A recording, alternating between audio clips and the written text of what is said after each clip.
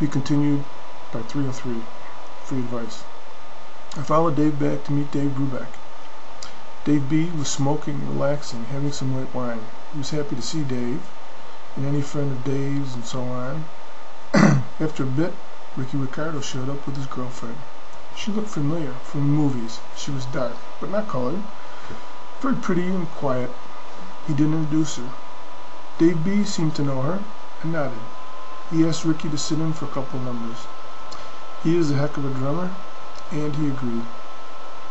We all had rum and coke in honor of Cuba, and Ricky told us a few spots to go to.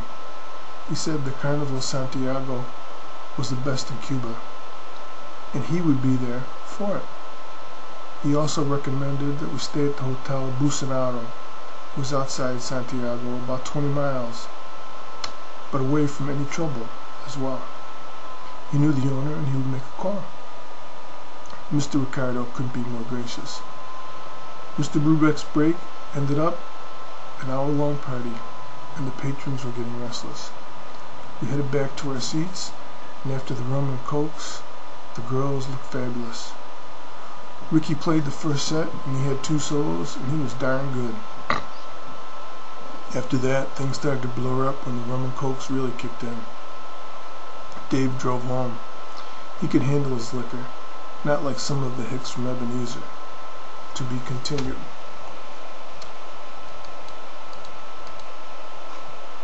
Okay. Part 304. The next morning, Dave stopped by. It was afternoon, really. Just seemed like morning. He had Chopper with him. We had left Chopper with Mr. Brubeck, and he took care of him. Chopper was quick to forgive me, and made me feel better just by his presence. Dave had my passport. That was fast, and the guns.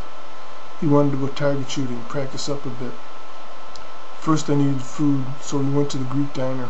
49 cents for eggs, toast, and coffee. I got a double order, and Dave ordered an apple pie, the whole pie. Guess he needed a little balancing. We ate in silence.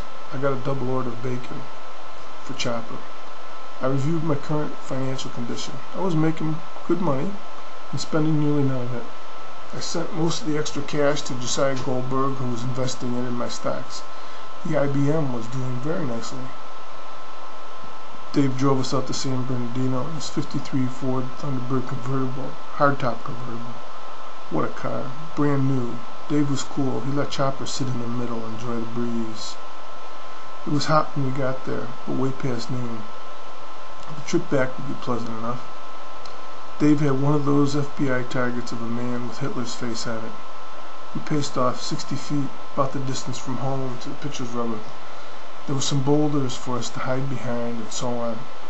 Dave let loose with the whole clip and hit the target 3 times. Any of the bullets would have taken a man down, even a hit in the hand. The .45 had power. I had been taught to make my shots count. Bullets cost money. I squeezed 2 off in the same time. It was high left, but closer to the middle than Dave. He reloaded and braced himself on a rock. The noise would have scared me away.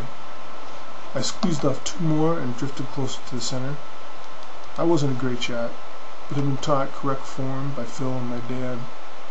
After half an hour, 18 bullets for me, about 100, 150 for Dave. We both had our guns calibrated. Back to Venice then. Dave had brought beers and Vegas Fix root beers, which I downed.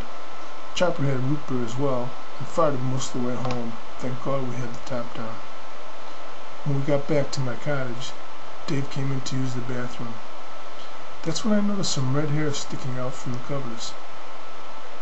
Kenny, you in a lot of trouble. To be continued.